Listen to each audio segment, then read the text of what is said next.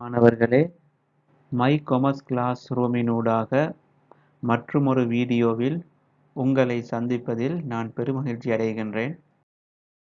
என்னுடைய பாடப்புத்தகத்தின் 10வது அலகான கொள்வனவு நாட்குறிப்பு, விற்பனை நாட்குறிப்பு மற்றும் பொது நாட்குறிப்பீடு சம்பந்தமான பாட விளக்கத்தினை இந்த வீடியோவிலே நாங்கள் பார்ப்போம். ஆம் மாணவர்களே, நாங்கள் மூல ஏடுகள் என்ற பாடத்துல 6 மூல ஏடுகள் பத்தி பார்த்தோம். என்னென்ன மூலேடுகள்? காசு கணக்கு, வங்கி கணக்கு, சில்லறை காசேடு, கொள்வனவு நாளேடு, விற்பனை நாளேடு மற்றும் பொது நாட்குறிப்பேடு. இதில் நாங்கள் எமது முன்னைய வீடியோக்கள்ல காசேடு, வங்கி கணக்கு மற்றும் சில்லறை காசேடு தொடர்பாக விளக்கமாக பார்த்தோம். இப்பொழுது நாங்க இந்த வீடியோல உங்களது 10வது அலகான கொள்வனவு நாட்குறிப்பு, விற்பனை நாட்குறிப்பு மற்றும் பொது நாட்குறிப்பீடு பற்றி பார்ப்போம். இதில் முதலாவதாக நாங்கள் கொள்வனவு நாட்குறிப்பு சம்பந்தமாக பார்ப்போம். கடனுக்கு கொள்வனவு செய்யும் மீள விற்பனை பொருள்களை முதலில் பதிவு செய்யும் ஏடே கொள்வனவு நாட்குறிப்பு அல்லது கொள்வனவு நாளேடு எனப்படும். அதாவது மாணவர்களே, வணிகம் மீள விற்பனை செய்யும் நோக்கில் பொருள்களை காசுக்கு கொள்வனவு செய்யும் போது, அதாவது சரக்கிருப்பினை காசுக்கு கொள்வனவு செய்யும் போது நாங்கள் அதனை எந்த ஏட்டில் பதிவு செஞ்சோம்? காசு கணக்கில் பதிவு செஞ்சோம். ஆனால் சில சமயம் நிறுவனம் கடனுக்கும் சரக்கிருப்பினை கொள்வனவு செய்யும். இப்ப எங்களுக்கு இதை காசு கணக்கில் பதிவு செய்ய முடியாது. ஏன் பதிவு செய்ய முடியாது? நாங்க இன்னும் காசை செலுத்தவில்லை. அதாவது கடனுக்குத்தான் நாங்கள் கொள்வனவு செய்கின்றோம். இவ்வாறான சந்தர்ப்பத்துல எங்களுக்கு ஒரு ஏடு தேவைதானே? எனவே மீள விற்பனை செய்யும் நோக்கில் கடனுக்கு பொருட்களை கொள்வனவு செய்யும் போது பதிவு செய்யப்படும் ஓர் மூல ஏடுதான் இந்த கொள்வனவு நாட்குறிப்பு எனப்படும். இப்ப இந்த உதாரணத்தை பாருங்கள். தளபாடங்களை கொள்வனவு செய்து மீள் விற்பனை செய்யும் வணிகம் ஒன்றாயின் தளபாடங்களை கடனுக்கு கொள்வனவு செய்தல் கொள்வனவு நாட்குறிப்பில் பதிவு செய்யப்படும். அதாவது மாணவர்களே, உதாரணமாக நாங்கள் தளபாடங்களை கொள்வனவு செய்து மீள விற்பனை செய்யும் நிறுவனத்தினை எடுத்துக்கொள்வோமே. தளபாடம் இந்த நிறுவனத்துக்கு என்ன? சரக்கிருப்பு. ஏன்? இவங்க தளபாடத்தை தான் மீள விற்பனை செய்கிறாங்க. எனவே இந்த தளபாட சரக்கிருப்ப கடனுக்கு கொள்வனவு செய்தால் அதை நாங்கள் பதிவு செய்கிறது கொள்வனவு நாளேட்டில். அடுத்து நாங்கள் மூல ஆவணத்தை பார்ப்போம். கொள்வனவு நாட்குறிப்பில் பதிவு செய்வதற்கான மூல ஆவணம் கொள்வனவு பட்டியல் ஆகும். அதாவது மாணவர்களே, நாங்கள் கடனுக்கு கொள்வனவு செய்யும் போது நாங்கள் குறித்த பண்டங்களை கொள்வனவு செய்யும் நபர் எமது நிறுவனத்திற்கு யாரு? ஓர் கடன் கொடுத்தோர். எனவே இக்கடன் கொடுத்தோருக்கு நாங்க எதிர்காலத்துல காசு செலுத்த வேண்டும். எனவே கடன் கொடுத்தோர் எங்கட வணிகத்திற்கு பொறுப்பாகும்.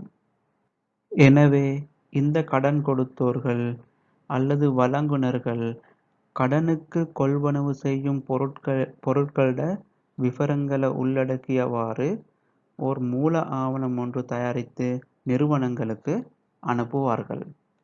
எனவே இந்த வழங்குனர்களால அல்லது கடன் கொடுத்தோரால அனுப்பப்படும் ஆவணங்களைத்தான் நாங்க மூல ஆவணமாக பயன்படுத்தி கொள்வனவு நாளேட்டில் முதலில் பதிவு செய்வோம். எனவே இந்த மூல ஆவணத்தைத்தான் நாங்க கொள்வனவு பட்டியல் என அழைப்போம்.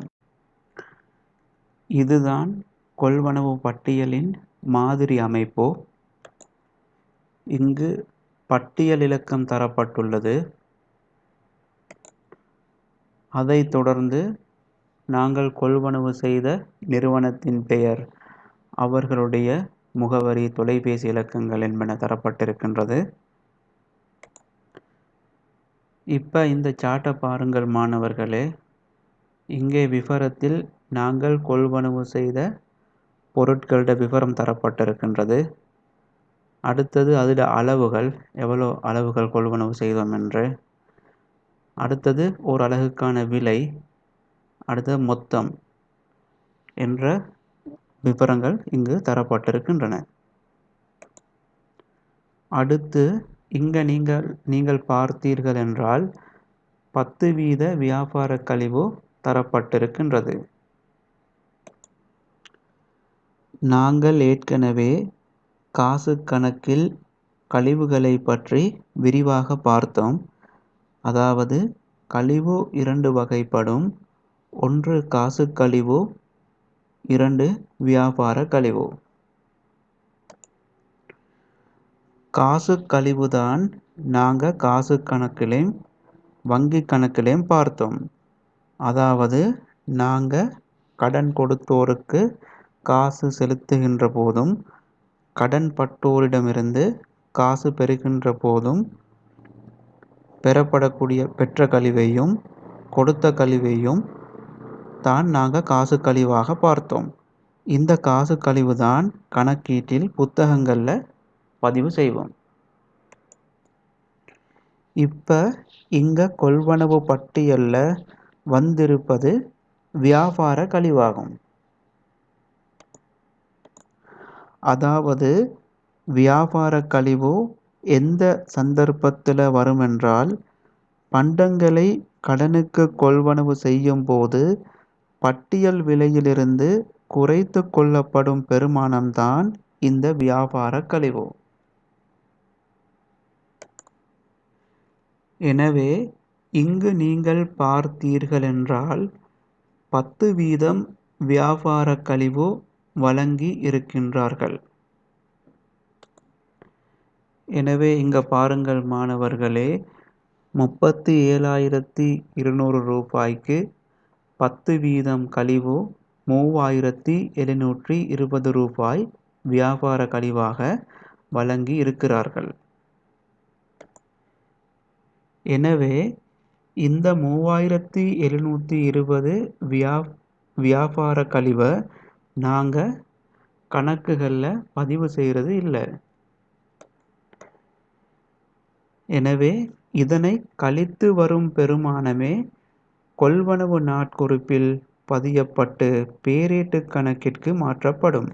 அதாவது மாணவர்களே, 33,480 ரூபாயைத்தான் நாங்கள் கணக்குகளில் பதிவு செய்வோம். எனவே மாணவர்களே, நீங்கள் நன்கு ஞாபகத்தில் வைத்துக் கொள்ளுங்கள். பொதுவாக இது உங்களுடைய பரீட்சையிலும் கேட்கப்படும் ஒரு விடயம்தான்.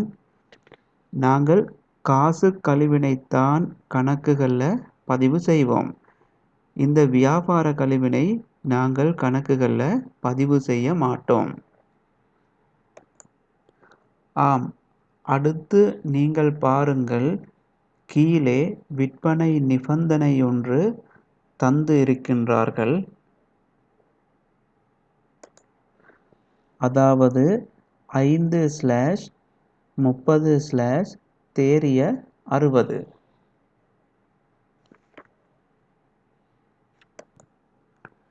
இதற்கான கருத்து மாணவர்களே, பட்டியலில் குறிப்பிடப்பட்டுள்ள முழு பெறுமதியும் 60 நாட்களுக்குள் செலுத்தப்பட வேண்டும். 30 நாட்களுக்குள் முழு தொகையையும் செலுத்தினால் 5% கழிவு வழங்கப்படும் என்பதைத்தான் குறிக்கின்றது. அடுத்து கீழே உள்ள உதாரணத்தை பாருங்கள். 10/14/30. அதாவது மாணவர்களே, நாங்கள் கடன் கொடுத்தோருக்கு 30 நாட்களுக்குள் முழுத் தொகையையும் செலுத்த வேண்டும்.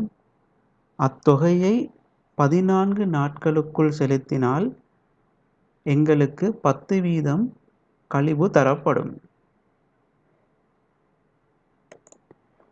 எனவே இதனை நீங்கள் நன்கு விளங்கிக் கொள்ளுங்கள். இப்பொழுது நாங்கள் இந்த உதாரண கணக்கினை பார்ப்போம்.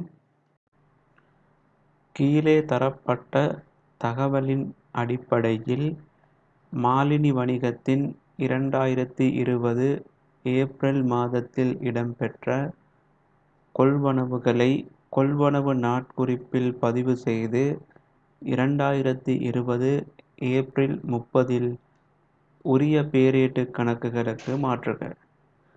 நாங்கள் இப்பொழுது இதனை கொள்வனவு நாட்குறிப்பிலேயும் உரிய பேரீட்டு கணக்குகளிலேயும் பதிவு செய்ய வேண்டும். எனவே நாங்கள் இப்போ கொள்வனவு நாட்குறிப்பையும் தேவையான ஒரு 5 பேரீட்டு கணக்குகளையும் வரைந்து கொள்ளுவோம். முதலாவது நாங்கள் கொள்வனவு நாளேட்டை வரைந்து கொள்ளுவோம்.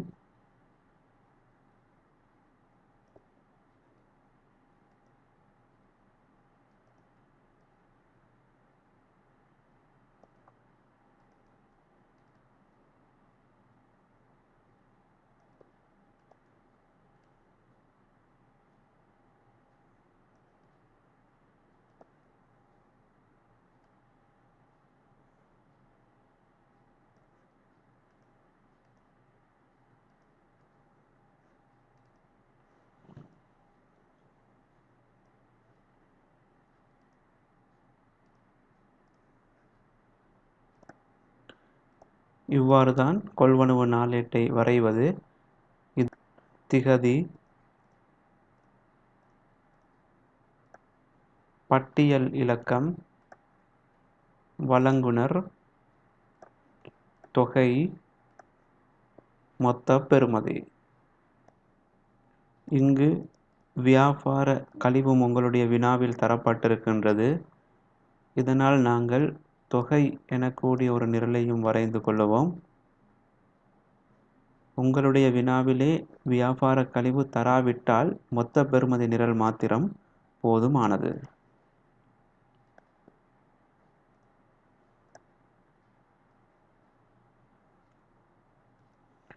இவ்வாறு நீங்கள் கொள்வனவு நாளேட்டை வரைந்து கொள்ளுங்கள். அடுத்து தேவையான ஒரு 5 பேரீட்டு கணக்குகளையும் வரைந்து கொள்ளுங்கள். இப்பொழுது நாங்கள் வினாவிற்கு செல்லுவோம். இந்த வினாவை பார்த்தீர்கள் என்றால் திகதி, பட்டியல் இலக்கம், வழங்குனர்கள், ஏனைய விவரங்கள் என்று தரப்பட்டிருக்கின்றது. இப்போ நாங்கள் ஒவ்வொரு கொடுக்கல் வாங்கல்களாக கொள்வனவு நாளேட்டில் பதிவு செய்வோம். முதலாவது கொடுக்கல் வாங்கல் ஏப்ரல் 3ஆம் திகதி, பட்டியல் இலக்கம் 45, வழங்குனர் பாலா,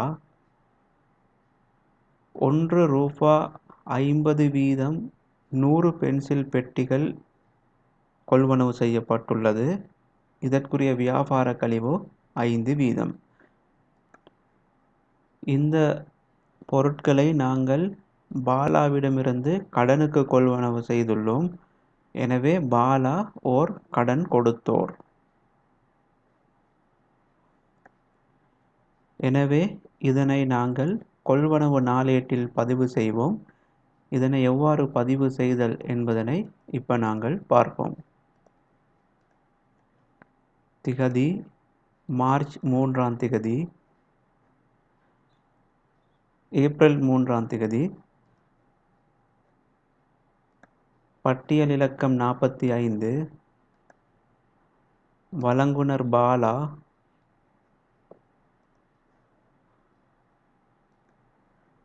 இப்போ நாங்கள் இவரிடமிருந்து என்ன கொள்வனவு செய்திருக்கின்றோம்?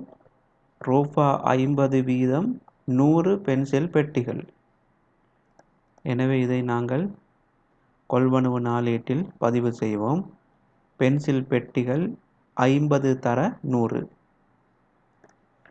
எனவே மொத்தம் 5000 ரூபாய்.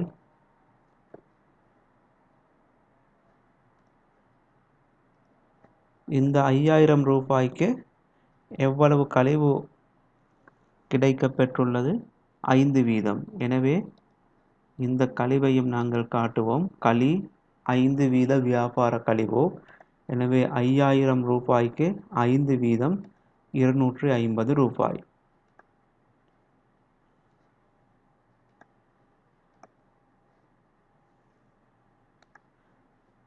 இப்பொழுது நீங்கள் 5000 ரூபாயிலிருந்து வியாபார கழிவு 250 கழித்தால் மொத்த பெறுமதி 4750 ரூபாய். இப்பொழுது நாங்கள் இதை பேரேட்டு கணக்கில் பதிவு செய்வோம். பாலாவிடம் கடன் கொள்வனவு செய்கின்ற போது பாலாவுக்கு நாங்கள் செலுத்த வேண்டும். ஏனென்றால் கடனுக்கு கொள்வனவு செய்துள்ளோம். எனவே எங்களுக்கு ஒரு பொறுப்பு, நாங்கள் பாலாவிற்கு செலுத்த வேண்டும். எனவே பொறுப்பு அதிகரிக்கின்றது. அதாவது பாலா ஒரு கடன் கொடுத்தோர். எனவே பொறுப்பு அதிகரிக்கின்றது. அதனால் பாலா கணக்கில் செலவில் பதிவு செய்வோம். இதற்குரிய இரட்டை பதிவு பாலா கணக்கு செலவு, கொள்வனவு கணக்கு வரவு. கொள்வனவு கணக்கில் நாங்கள் கொள்வனவு நாளேட்டின் மொத்தத்தை தான் இறுதியாக பதிவு செய்வோம். கொள்வனவு ஒரு செலவினம். எனவே உங்களுக்கு தெரியும், செலவினம் அதிகரித்தால் வரவு. அதனால் கொள்வனவு கணக்கு வரவு. எனவே இதற்குரிய இரட்டை பதிவு என்ன? கொள்வனவு கணக்கு வரவு, பாலா கணக்கு செலவு. இப்போ நாங்கள் பாலா கணக்கில் பதிவு செய்வோம். ஏப்ரல் 3ஆம் தேதி கொள்வனவு, பாலா கணக்கு செலவு 4750 ரூபாய். அடுத்த கொடுக்கல் வாங்கல் ஏப்ரல் 12ஆம் தேதி பட்டியல் இலக்கம் 67 மாலா 1 ரூபாய் 100 வீதம் 150 அப்பியாச புத்தகங்கள், வியாபார கழிவு 10 வீதம். இதை நாங்கள் பதிவு செய்வோம் கொள்வனவு நாளேட்டில். ஏப்ரல் 12ஆம் தேதி பட்டியல் இலக்கம் 67 மாலாவிடமிருந்து கொள்வனவு செய்கின்றோம். எனவே மாலா 1 ரூபாய் 100 வீதம் 150 அப்பியாச புத்தகங்கள். எனவே இதை நாங்கள் எழுதுவோம். அப்பியாச புத்தகங்கள் 150 தர 100. எனவே 15000 ரூபாய். இதற்கு கிடைக்கப் பெற்றுள்ள வியாபார கழிவு 10 வீதம். 10 வீத வியாபார கழிவு 15000 ரூபாய்க்கு 10 வீதம் 1500 ரூபாய். எனவே மொத்த தொகையை நாங்கள் மொத்த பெறுமதி நிரலுக்கு எடுப்போம். 15000 செய்ய 1500, 13500 ரூபாய். இந்த 13500 ரூபாயை நாங்கள் இப்பொழுது பேரீட்டு கணக்கில் பதிவு செய்வோம். அதாவது மாலா கணக்கில். மாலாவும் ஒரு கடன் கொடுத்தோர். உங்களுக்கு தெரியும், இரட்டை பதிவு. கொள்வனவு கணக்கு வரவு, மாலா கணக்கு செலவு. கொள்வனவு கணக்கின் மொத்தத்தை நாங்கள் இறுதியாக பதிவு செய்வோம். இப்பொழுது நாங்கள் குறித்த கடன் கொடுத்தோர் அல்லது மாலா கணக்கில் பதிவு செய்வோம். மாலா கணக்கு செலவு ஏப்ரல் 12 கொள்வனவு ரூபாய் 13500. சரி, அடுத்த கொடுக்கல் வாங்கல் ஏப்ரல் 18ஆம் தேதி பட்டியல் இலக்கம் 118 சாரா 1 ரூபாய் 250 வீதம் 25 A4 கடதாசி பொதி, வியாபார கழிவு 10 வீதம். சாராவிடமிருந்து கொள்வனவு செய்கின்றோம். 250 ரூபாய் படி 25 A4 கடதாசி பொதி. இப்போ நாங்கள் கொள்வனவு நாளேட்டில் பதிவு செய்வோம். ஏப்ரல் 18ஆம் தேதி பட்டியல் இலக்கம் 118 சாரா ரூபா 250 வீதம் 25 A4 கடதாசி பொதி.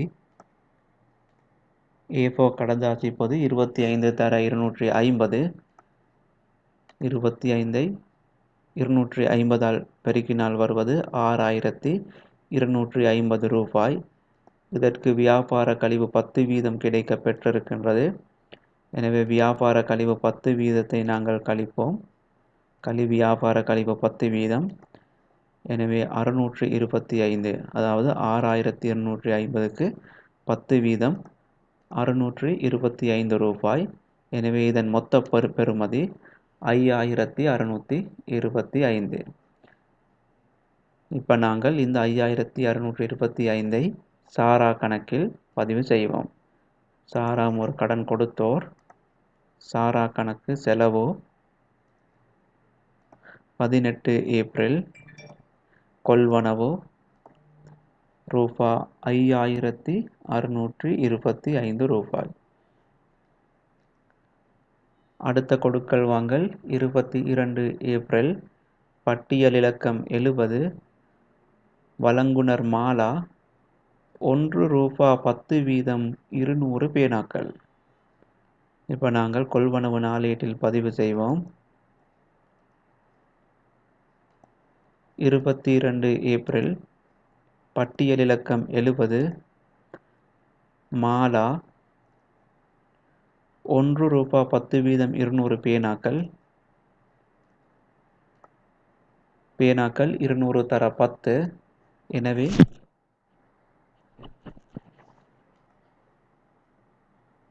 200 தர 10 200 தர 10 2000 ரூபாய்.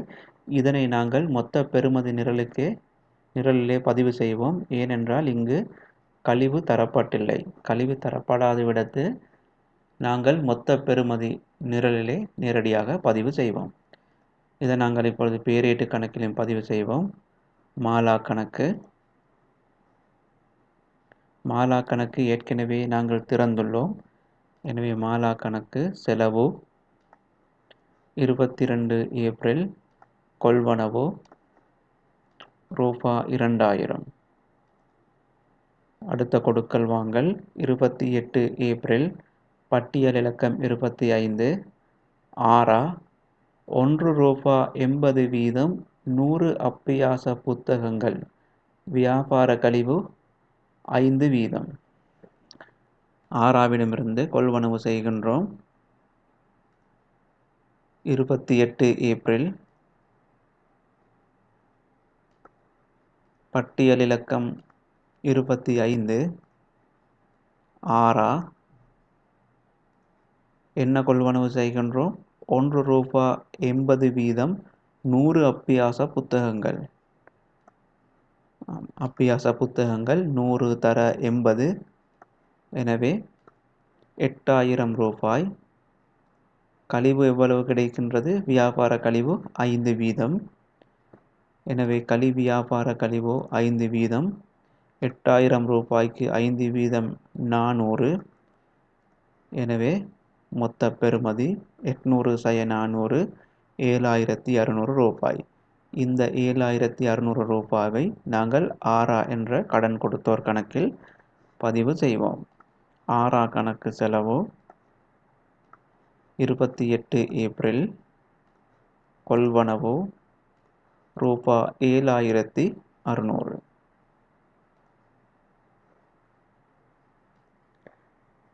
இப்பொழுது நாங்கள் அனைத்து கொடுக்கல் வாங்கல்களையும் பதிவு செய்து விட்டோம். அடுத்து நாங்கள் கொள்வனவு நாளேட்டின் மொத்த தொகையை கூட்டி கொள்வனவு கணக்கில் பதிவு செய்வோம். கொள்வனவு நாளேட்டின் மொத்தம் 33,475 ரூபாய்.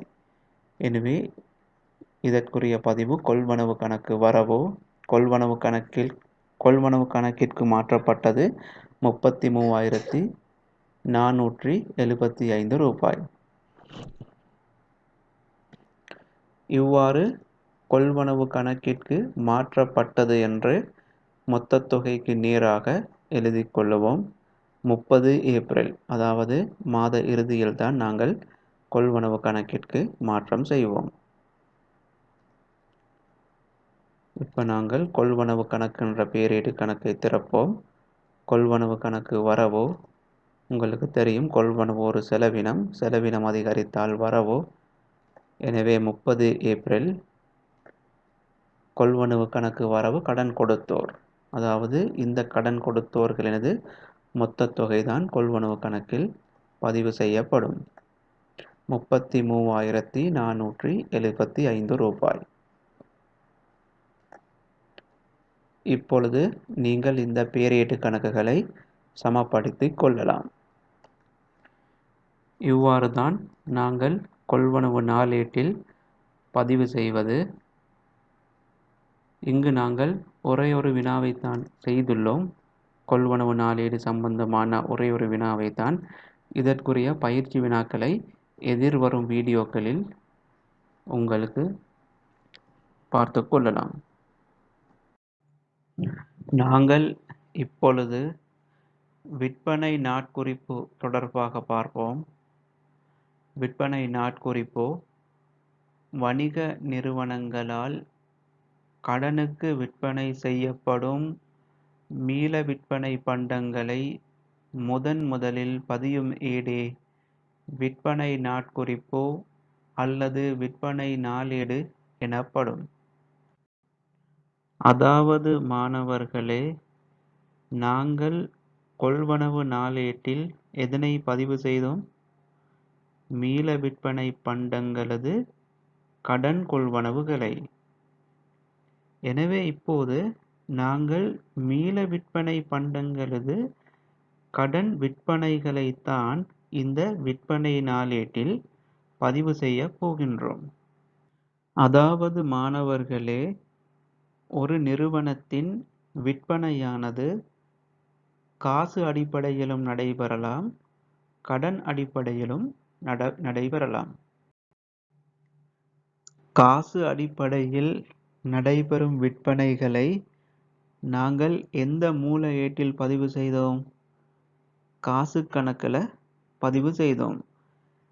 இப்பொழுது கடன் அடிப்படையில் நடைபெறும் விற்பனைகளை எங்களால் காசு கணக்கில் பதிவு செய்ய முடியுமா? முடியாது. ஏன்? விற்பனையின் போது எங்களுக்கு காசு கிடைக்க மாட்டாது.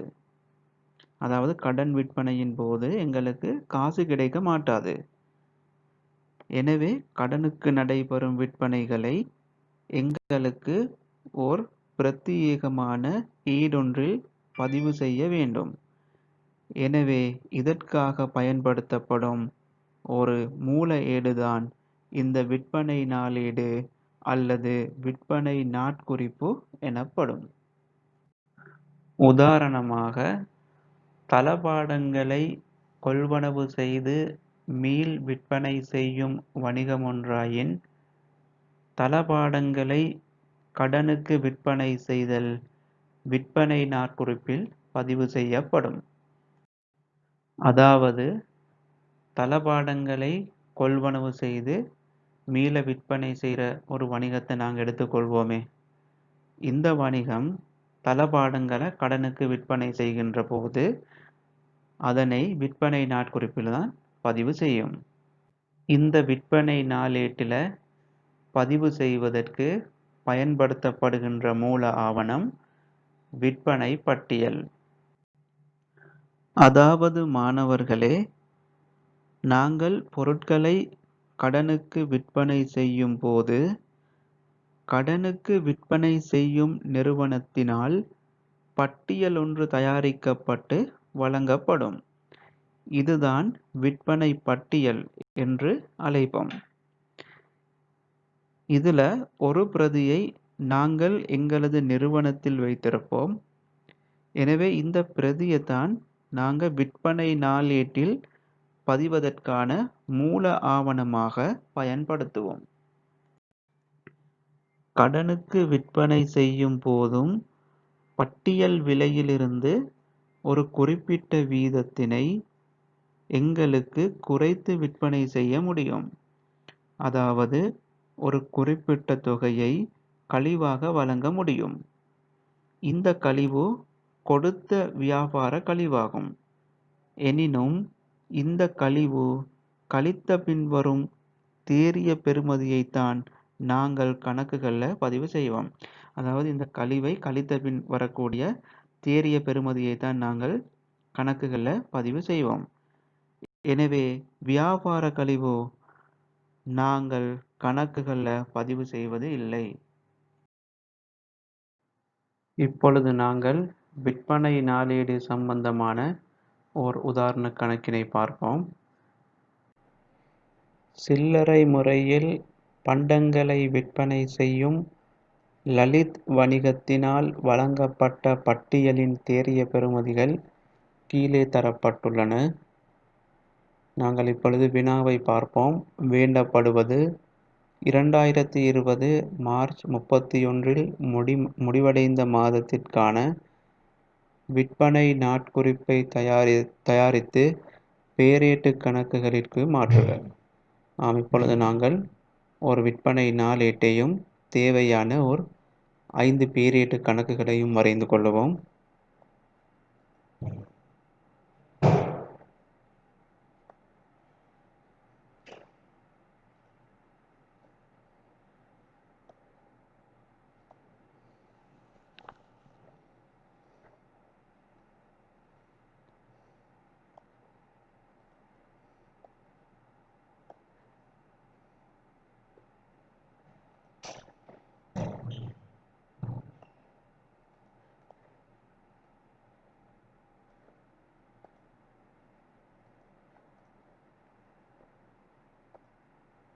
விற்பனை நாளேடு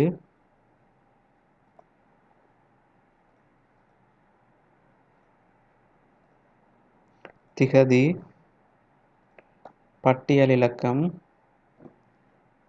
கொள்வனவாளர் மொத்த பெறுமதி.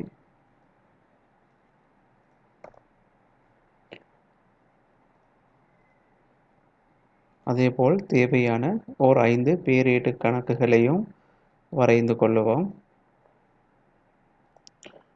இந்த வினாவை பார்த்தீர்கள் என்றால் கழிவு தரப்பட்டில்லை. எனவே மொத்த பெறுமதி என்ற நிரலை மாத்திரம் வரைந்து கொண்டால் போதுமானது.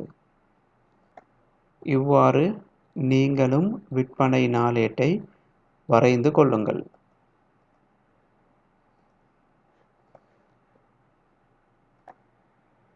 இப்போ நாங்கள் வினாவிற்கு செல்லுவோம். வினாவை பார்த்தீர்கள் என்றால் திகதி பட்டியல் இலக்கம் கொள்வனவாளர்.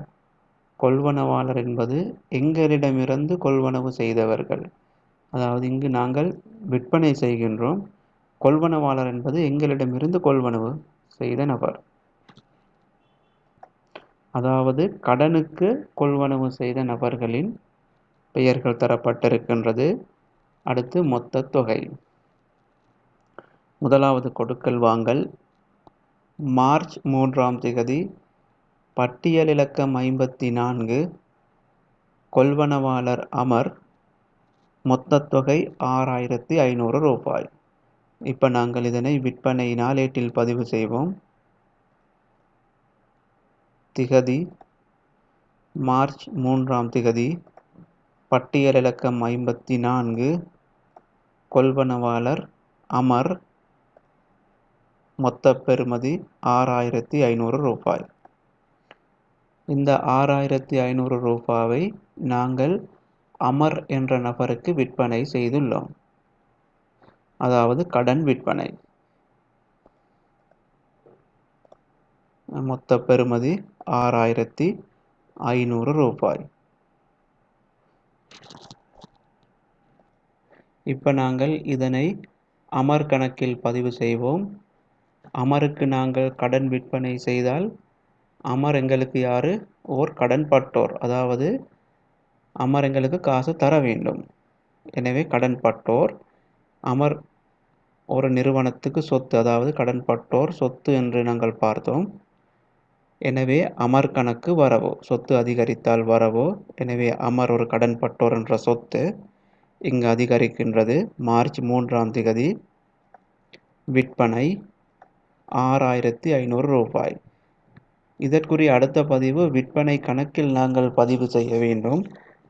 உங்களுக்கு தெரியும், விற்பனை கணக்கில் நாங்கள் மொத்தத்தை தான் இறுதியில் பதிவு செய்வோம். இப்பொழுது அமர் கணக்கில் மாத்திரம் பதிவு செய்து வைப்போம். சரி, அடுத்த கொடுக்கல் வாங்கல் மார்ச் 9ஆம் தேதி, பட்டியல் இலக்கம் 55, கொள்வனவாளர் சரத், மொத்த தொகை 12,000. ஆம், இங்கு நாங்கள் சரத்திற்கு கடனுக்கு விற்பனை செய்கின்றோம் 12,000. இப்பொழுது விற்பனை நாளேட்டில் பதிவு செய்வோம். மார்ச் 9ஆம் தேதி, பட்டியல் இலக்கம் 55, சரத் 12,000 ரூபாய். இப்போ நாங்கள் சரத்தும் நிறுவனத்துக்கு ஒரு கடன் பட்டோர். எனவே சரத் கணக்கினை திறந்து அதில் பதிவு செய்வோம். மார்ச் 9ஆம் தேதி விற்பனை சரத் கணக்கு வரவு ரூபாய் 12,000. அதாவது சரத்திடம் நாங்கள் காசு பெற வேண்டும், கடன் விற்பனை செய்ததற்கு காசு பெற வேண்டும். சரி, அடுத்த கொடுக்கல் வாங்கல் மார்ச் 15ஆம் தேதி, பட்டியல் இலக்கம் 56, அமர், மொத்தம் 8,500 ரூபாய். அமருக்கு விற்பனை செய்கின்றோம் திரும்பவும் 8,500 ரூபாய்க்கு. எனவே இதனை விற்பனை நாளேட்டில் பதிவு செய்வோம். மார்ச் 15ஆம் தேதி, பட்டியல் இலக்கம் 56, அமர்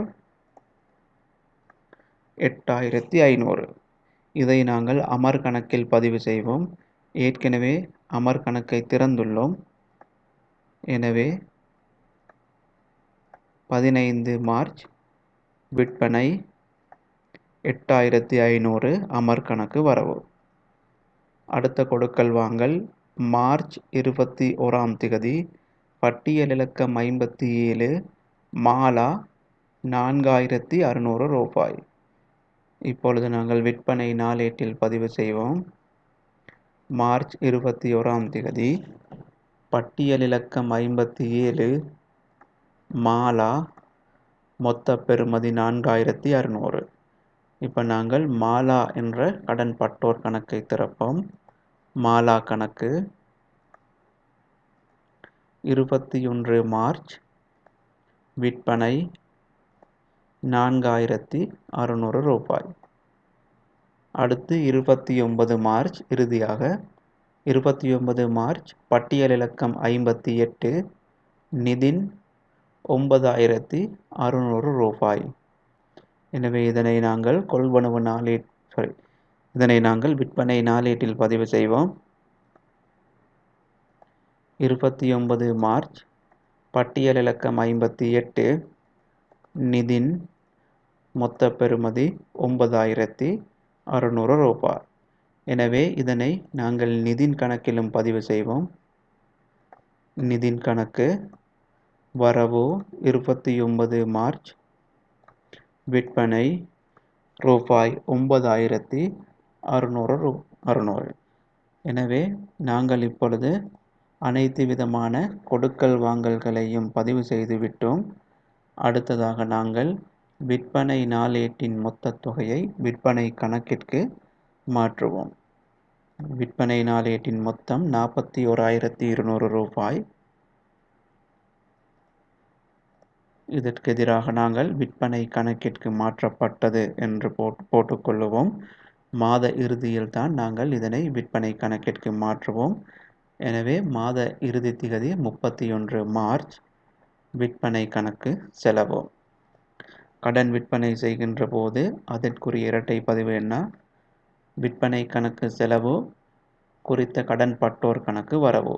இங்கே நாங்கள் கடன் பட்டோர் கணக்கில் ஏற்கனவே பதிவு செய்து விட்டோம்.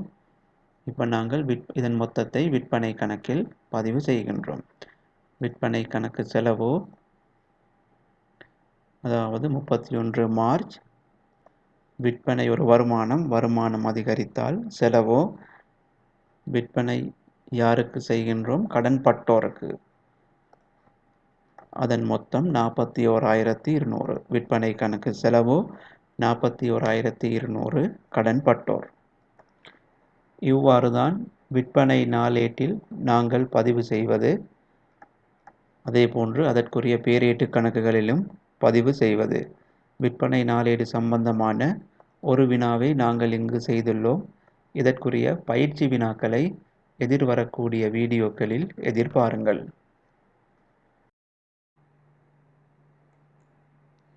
ஆம் மாணவர்களே, இப்பொழுது நாங்கள் பொது நாட்குறிப்பீடு சம்பந்தமாக பார்ப்போம்.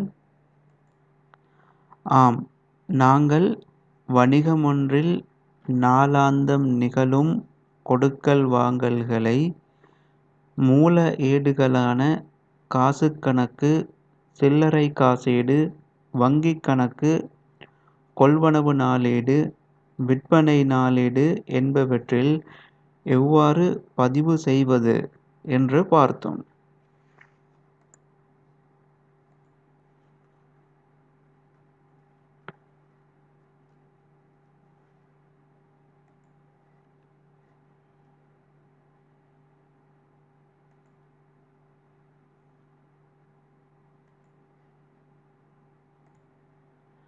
ஆம், நாங்கள் இதுவரைக்கும் என்னென்ன மூல ஏடுகளை பார்த்தோம்,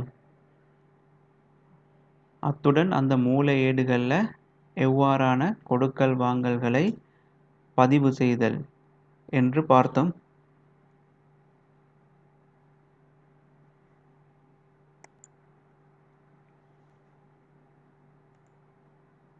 முதலாவதாக நாங்கள் காசு கணக்கை பார்த்தோம். காசு கணக்கில் நாங்கள் எவ்வாறான கொடுக்கல் வாங்கல்களை பதிவு செய்தோம், காசு பெறுவனவுகளையும் கொடுப்பனவுகளையும் பதிவு செய்தோம். அடுத்து வங்கி கணக்கை பற்றி பார்த்தோம். வங்கி கணக்கில் என்ன கொடுக்கல் வாங்கல்கள், வங்கியின் நடைமுறை கணக்கினூடாக நடைபெறும் கொடுக்கல் வாங்கல்கள். அடுத்து சில்லறை காசேடு. சில்லறை காசேட்டில் சில்லறை காசு கொடுப்பனவுகள். கொள்வனவு நாளேடு. கொள்வனவு நாளேட்டில் மீள விற்பனை பொருட்களை கடனுக்கு கொள்வனவு செய்தல். அடுத்து விற்பனை நாளேடு. விற்பனை நாளேட்டில் நாங்கள் என்ன கொடுக்கல் வாங்கல்களை பதிவு செய்தோம், மீள விற்பனை பொருட்களை கடனுக்கு விற்பனை செய்தல். இந்த 5 ஏடுகளிலும் ஒவ்வொரு ஏடுகளிலையும் குறிப்பிட்ட ஒரு வகையான கொடுக்கல் வாங்கல்கள் மட்டும்தான் பதிவு செய்யப்படுகின்றது. அதாவது மாணவர்களே, இங்கு கொடுக்கப்பட்டுள்ள 5 ஏடுகளிலேயும் ஒரு குறிப்பிட்ட ஒரு வகையான கொடுக்கல் வாங்கல்கள் மட்டும்தான் பதிவு செய்யப்படுகின்றது. எனவே இந்த ஏடுகள் விசேட நாட்குறிப்புகள் எனப்படும். இந்த மூல ஏடுகளில் குறிப்பிட்ட கொடுக்கல் வாங்கல்களுக்கு மேலதிகமாக வேறு வகையான கொடுக்கல் வாங்கல்களும் வணிகத்தில் இடம்பெற முடியும். எனவே மேற்குறிப்பிட்ட மூல ஏடுகளில் பதிவு செய்ய முடியாத கொடுக்கல் வாங்கல்களை பதிவு செய்வதற்காக பயன்படுத்தப்படுகின்ற ஒரு மூல ஏடுதான் இந்த பொது நாட்குறிப்பீடு எனப்படும். எனவே மாணவர்களே, மூல ஏடுகளான இந்த விசேட ஏடுகளில் பதிவு செய்யப்படாத கொடுக்கல் வாங்கல்களை முதலாவது பதிவு செய்யும் ஏடுதான் இந்த பொது நாட்குறிப்பீடு எனப்படும். எனவே இந்த விசேட ஏடுகளில் பதிவு செய்யப்படாத கொடுக்கல் வாங்கல்கள் நடைமுறை அல்லா சொத்துக்களின் கடன் கொள்வனவு, அடுத்து பொருள் பற்று.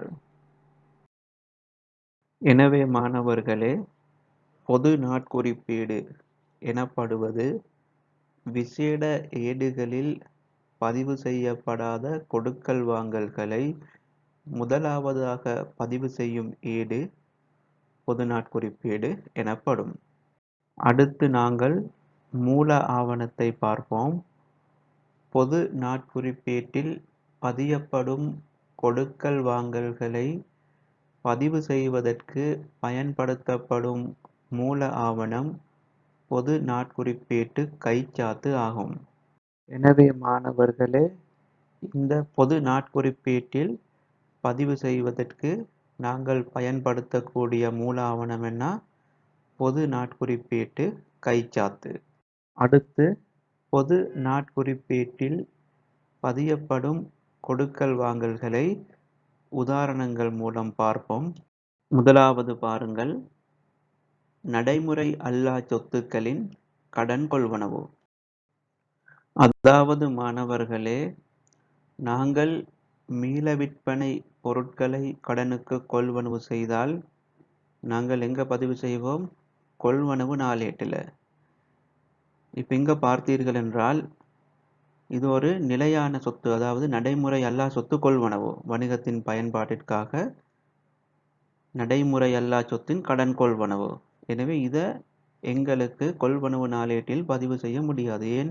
இது ஒரு மீள விற்பனை நோக்கத்திற்காக கொள்வனவு செய்யப்பட்டதொன்று இல்லை. இது வணிகத்தின் பயன்பாட்டிற்காக கடனுக்கு ஒரு நடைமுறை அல்லா சொத்து கொள்வனவு செய்யப்பட்டது. இதை நாங்கள் எங்க பதிவு செய்வோம்? பொது நாட்குறிப்பேட்டில்.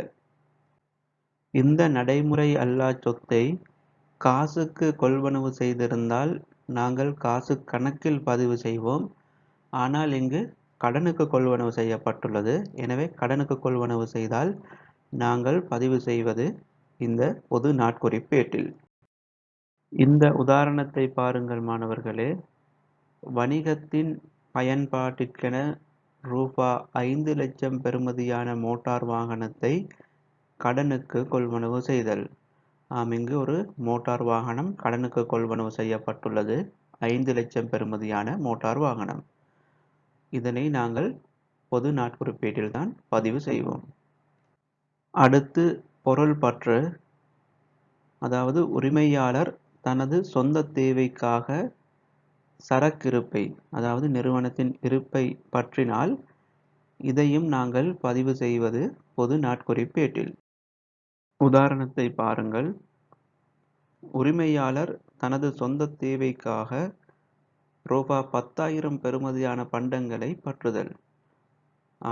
இங்கு உரிமையாளர் 10,000 பெறுமதியான பொருட்களை தனது சொந்த தேவைக்காக பற்றியிருக்கின்றார். எனவே இதனை நாங்கள் பதிவு செய்வது பொது நாட்குறிப்பேட்டில்.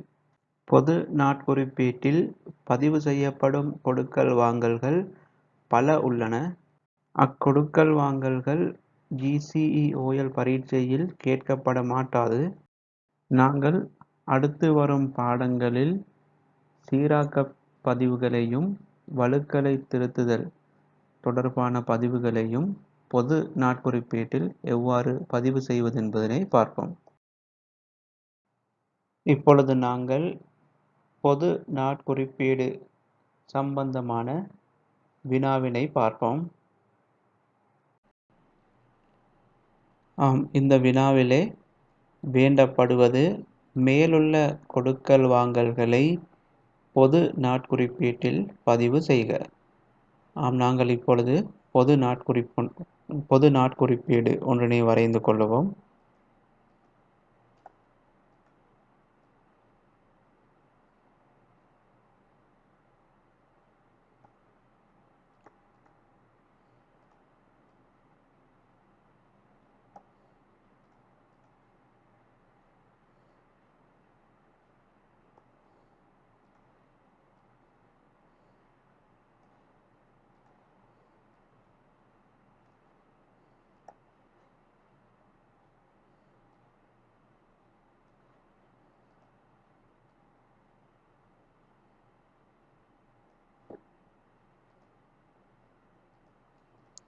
பொது நாட்குறிப்பேடு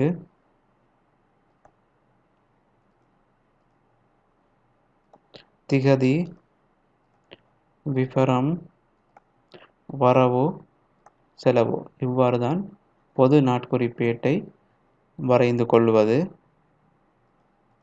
இப்பொழுது நாங்கள் வினாவினை பார்ப்போம். 2020 மார்ச் 4ஆம் திகதி ரூபா 2 லட்சம் பெறுமதியான மோட்டார் வாகனம் வரையறுக்கப்பட்ட பெரேரா கம்பெனியிடமிருந்து கடனுக்கு கொள்வனவு செய்யப்பட்டது. ஆம், இங்கு நாங்கள் 2 லட்சம் ரூபாய் பெறுமதியான மோட்டார் வாகனம் ஒன்றை வரையறுக்கப்பட்ட பெரேரா கம்பெனியிடமிருந்து கடனுக்கு கொள்வனவு செய்துள்ளோம். இதற்குரிய இரட்டை பதிவு எவ்வாறு வரும்? மோட்டார் வாகனம் என்ற சொத்து அதிகரிக்கின்றது கடனுக்கு கொள்வனவு செய்கின்ற போது. எனவே மோட்டார் வாகன கணக்கு வரவு ரூபாய் 2 லட்சம். இதை நாங்கள் யாரிடமிருந்து கொள்வனவு செய்கின்றோம்? பெரேரா கம்பெனியிடமிருந்து, வரையறுக்கப்பட்ட பெரேரா கம்பெனியிடமிருந்து. எனவே பெரேரா கம்பெனிக்கு நாங்கள் செலுத்த வேண்டும். எனவே பொறுப்பு அதிகரிக்கின்றது. பொறுப்பு அதிகரித்தால் செலவோ. அதனால் வரையறுக்கப்பட்ட பெரேரா கம்பெனி கணக்கு செலவு ரூபாய் 2 லட்சம். இப்பொழுது நாங்கள் இதனை பொது நாட்குறிப்பேட்டில் பதிவு செய்வோம். இதே இரட்டை பதிவைத்தான் நாங்கள் பொது நாட்குறிப்பேட்டில் பதிவு செய்வோம். 4 மார்ச் மோட்டார் வாகன கணக்கு வரவு ரூபாய் 2 லட்சம். வரையறுக்கப்பட்ட பெரேரா கம்பெனி கணக்கு செலவு ரூபாய் 2 லட்சம். இதற்கு நாங்கள் விளம்பல் எழுத வேண்டும். அதாவது இந்த கொடுக்கல் வாங்கல் பற்றிய ஒரு சிறிய விளக்கத்தை எழுதி கொள்ளலாம். எழுதுவோம். ரூபாய் 2 லட்சம் பெறுமதியான மோட்டார் வாகனம் வரையறுக்கப்பட்ட பெரேரா கம்பெனியிடமிருந்து கடனுக்கு கொள்வனவு செய்யப்பட்டது. இவ்வளவு எழுதினால் போதுமானது.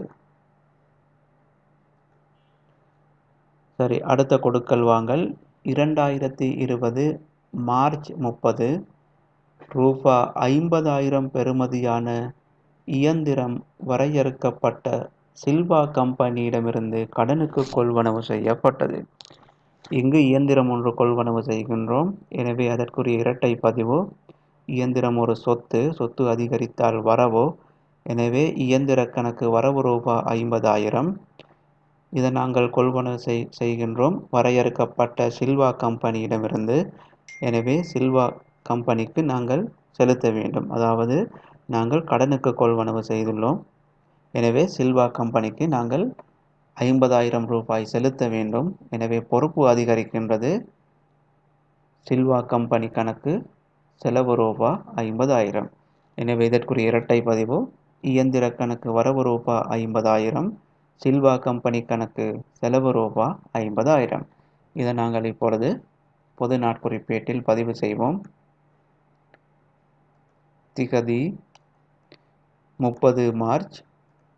இயந்திர கணக்கு வரவு ரூபாய் 50,000. வரையறுக்கப்பட்ட சில்வா கம்பெனி கணக்கு செலவு ரூபாய் 50,000.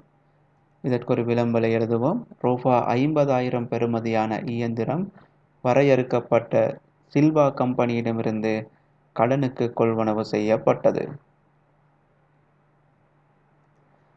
இப்பொழுது நாங்கள் வினாவிலே கேட்கப்பட்ட 2 கொடுக்கல் வாங்கல்களையும் பதிவு செய்து விட்டோம்.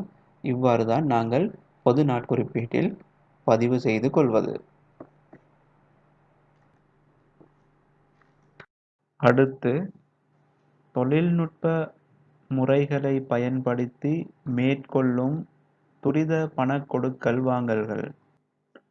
ஆம் மாணவர்களே, தற்பொழுது வணிகர்கள் தமது வணிக நடவடிக்கைகளை மேற்கொள்ளும் முறையானது தொழில்நுட்ப விருத்திக்கு ஏற்ப மாற்றமடைந்து வருகின்றது. அதாவது நீங்களும் அவதானித்திருப்பீர்கள், இன்று பெரும்பாலும் வணிக கொடுக்கல் வாங்கல்கள் தொழில்நுட்ப முறைகளை பயன்படுத்தித்தான் நடைபெறுகின்றது. இப்பொழுது நாங்கள் வணிகர்கள் எவ்வாறு பண கொடுக்கல் வாங்கல்களை தொழில்நுட்ப முறைகளை பயன்படுத்தி மேற்கொள்கின்றார்கள் என்பதனை ஒவ்வொன்றாக பார்ப்போம். முதலாவதாக பாருங்கள் மாணவர்களே, கொடுக்கல் வாங்கல்களை ஏடுகளில் பதிவதற்கு பதிலாக கணனியை பயன்படுத்தி பதிவு செய்தல். அதாவது மாணவர்களே, நீங்கள் சூப்பர் மார்க்கெட், உதாரணமாக ஃபுட் சிட்டி, கீல்ஸ் போன்ற சூப்பர் மார்க்கெட்களுக்கு சென்றால் அவர்கள் கணனியினூடாக கொடுக்கல் வாங்கல்களை பதிவு செய்வதனை அவதானிக்க கூடியதாக இருக்கும்.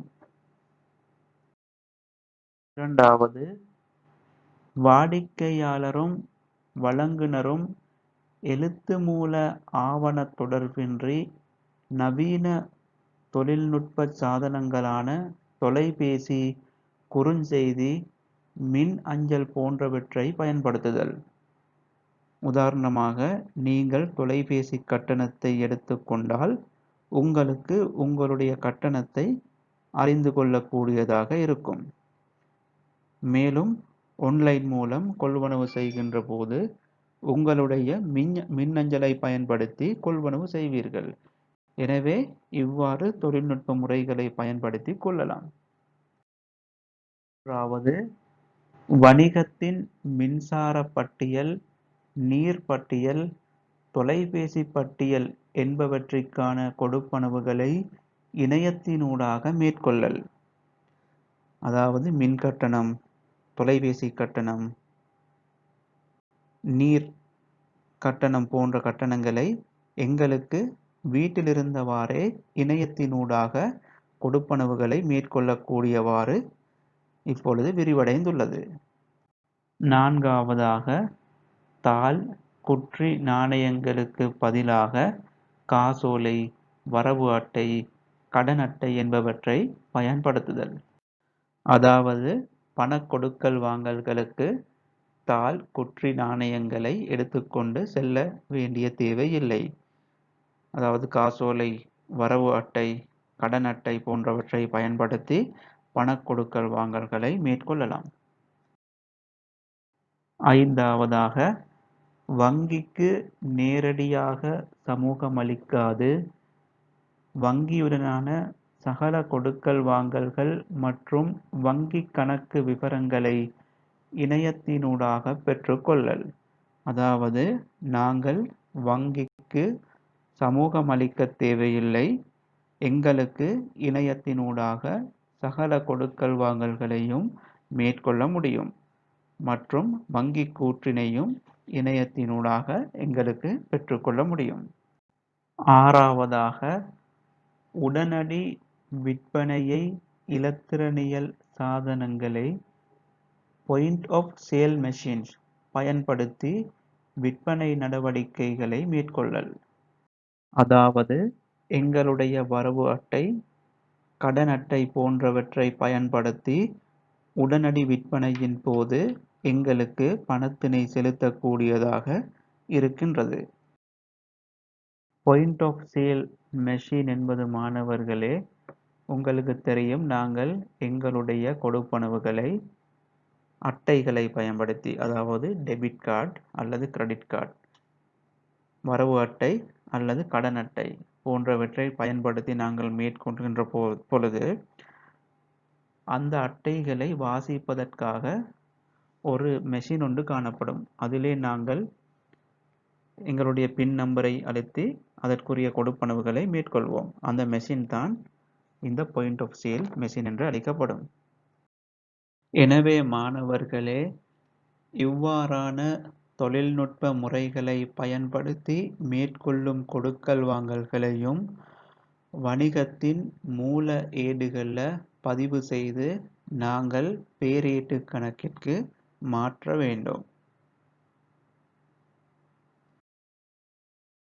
அடுத்து, கையடக்க தொலைபேசியினூடான கொடுக்கல் வாங்கல்கள்.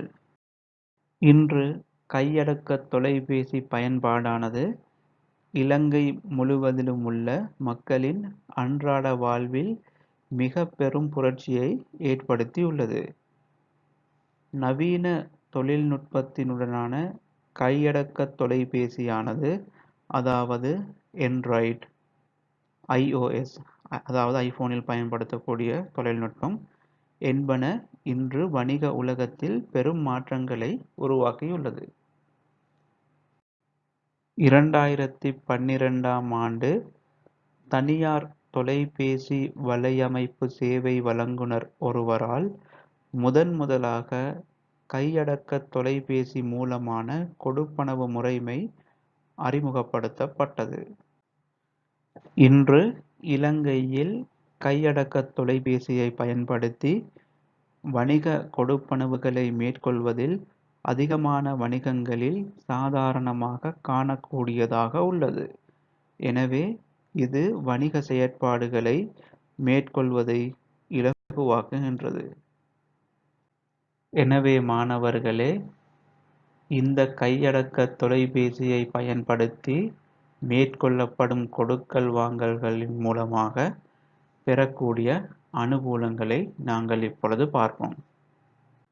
முதலாவதாக, வணிகத்தை மேற்கொள்ளும் எந்தவொரு பிரிவினர்களுடனும் விரைவாக தகவல் தொடர்பாடலை ஏற்படுத்த முடிதல். அதாவது மாணவர்களே, எங்களுடைய அன்றாட வணிக நடவடிக்கைகளின் போது எங்களுக்கு வங்கியுடன் தொடர்பு கொள்ள வேண்டி ஏற்படும்.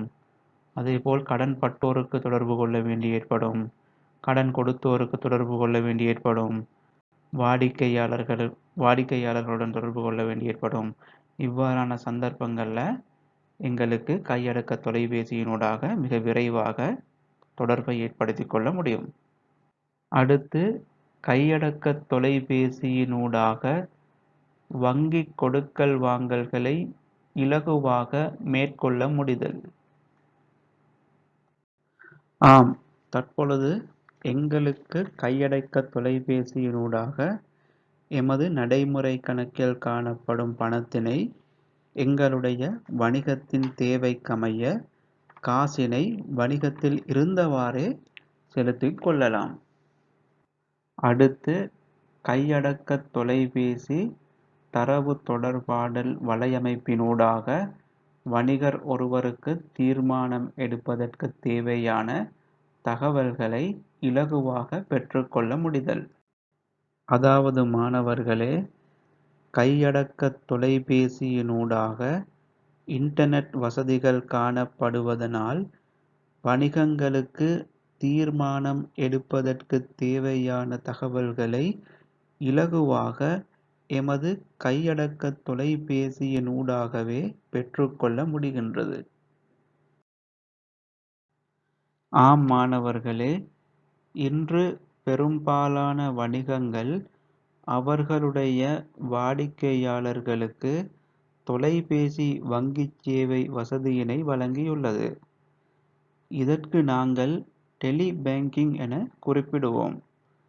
அதாவது இந்த தொலைபேசி வங்கிச் சேவையினூடாக எங்களுடைய நடைமுறை கணக்கில் மேற்கொள்ள வேண்டிய சில செயற்பாடுகளை எங்களுக்கு வங்கிக்கு செல்லாது இருந்த இடத்திலிருந்தே மேற்கொள்ளக்கூடியவாறு அமைக்கப்பட்டிருக்கின்றது. ஆம், இப்பொழுது நாங்கள் தொலைபேசி வங்கி சேவையினூடாக வணிகர் ஒருவருக்கு எவ்வாறான செயற்பாடுகளை மேற்கொள்ள முடியும் என்பதனை ஒவ்வொன்றாக பார்ப்போம். முதலாவதாக பாருங்கள், வங்கி கணக்கிலுள்ள மீதிகளை அறிய முடிதல். அதாவது மாணவர்களே, நாங்கள் வங்கி கணக்கு பற்றி எமது முன்னைய வீடியோவில் பார்த்தோம். எனவே இந்த தொலைபேசி வங்கி சேவையினூடாக அவ்வங்கி கணக்கு மீதியினை, அதாவது எமது நடைமுறை கணக்கில் இருக்கக்கூடிய காசு மீதியினை பார்த்து கொள்ள முடியும்.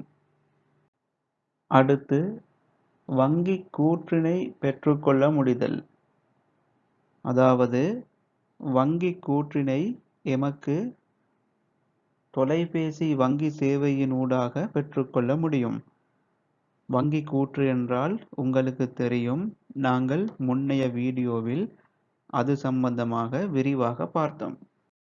அடுத்து, மின்சார நீர் பட்டியல்களின் கொடுப்பனவுகளை மேற்கொள்ள முடிதல். அதாவது மின்சாரம், நீர் போன்ற பில்களை எங்களுக்கு தொலைபேசி வங்கி சேவையினூடாக வங்கி நடைமுறை கணக்கிலிருந்து செலுத்த முடியும்.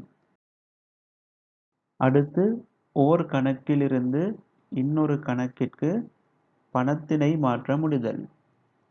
ஆம் மாணவர்களே, உங்களுக்கு தெரியும், நாங்கள் ஒரு வணிகத்தினை நடத்தும் போது பல்வேறு பிரிவினர்களுக்கு காசு செலுத்த வேண்டி ஏற்படும். இவ்வாறான சந்தர்ப்பங்களில் எங்களுடைய வங்கிக் கணக்கிலிருந்து குறித்த நபர்களின் கணக்கிற்கு பணத்தினை தொலைபேசி வங்கிச் சேவையினூடாக மாற்றிக்கொள்ள முடியும். அடுத்து, காசோலை புத்தகத்திற்கு விண்ணப்பிக்க முடிதல். அதாவது, எங்களுடைய காசோலை புத்தகத்தில் உள்ள காசோலைகள் முடிவடையும் போது இன்னுமொரு காசோலை புத்தகம் வணிகத்திற்கு தேவைப்படும். இச்சந்தர்ப்பத்தில் காசோலை புத்தகம் ஒன்றினை கோரி தொலைபேசி வங்கிச் சேவையினூடாக எங்களுக்கு விண்ணப்பிக்க முடியும். அடுத்து நாங்கள் தொலைபேசி வங்கிச் சேவையினூடாக கிடைக்கும் அனுகூலங்களை பற்றி பார்ப்போம். முதலாவது, தேவையான நேரத்தில் எந்த ஒரு இடத்திலிருந்தேனும் வங்கிக்கு சமூகமளிக்காமலே வணிகர் ஒருவர் தனது கட்டுப்பாட்டின் கீழ் பண செயற்பாடுகளை மேற்கொள்ள முடியும். அதாவது, வங்கிக்கு செல்லாது தேவையான நேரத்தில் நாங்கள் இருந்த இடத்திலே வணிகர்கள் அவர்களது கட்டுப்பாட்டின் கீழ் பண செயற்பாடுகளை மேற்கொள்ள முடியும். அடுத்து, கொடுக்கல் வாங்கல்களை இலகுவாக மேற்கொள்ள முடியும். ஆம், இலகுவாக வணிக கொடுக்கல் வாங்கல்களை எங்களுக்கு மேற்கொள்ளக்கூடியதாக இருக்கின்றது. அடுத்து, நிதி சார்ந்த கொடுக்கல் வாங்கல்களை மிக விரைவாக மேற்கொள்ள முடியும். அதாவது மாணவர்களே, எங்களுக்கு பணம் செலுத்தும் போது உடனடியாக செலுத்த முடியும். அதாவது தொலைபேசி வங்கி சேவையினூடாக உடனடியாக பணம் செலுத்த முடியும். அடுத்து, நேரத்தினையும் உழைப்பினையும் மீதப்படுத்த முடியும். ஆம் மாணவர்களே, அதாவது நாங்கள் வங்கிக்கு சென்று எங்களுக்கு தேவையான செயற்பாடுகளை செய்ய வேண்டிய தேவை இல்லை. அதனை எமக்கு வணிகத்தில் இருந்தவாறே குறித்த செயற்பாட்டை செய்வதினூடாக வங்கிக்கு செல்லும் நேரம் எங்களுக்கு மீதமாக இருக்கும். இதனால் இந்த நேரத்தை பயன்படுத்தி வேறொரு வணிக வேலையினை எங்களுக்கு செய்து கொள்ள கூடியதாக இருக்கும். அடுத்து, தாள் குற்றி நாணயங்களை இடத்திற்கிடம் காவிச் செல்வதில் ஏற்படும் பாதுகாப்பு தொடர்பாக எழும் பிரச்சினைகள் கையடக்க தொலைபேசி வங்கி முறையில் தவிர்க்கப்படும்.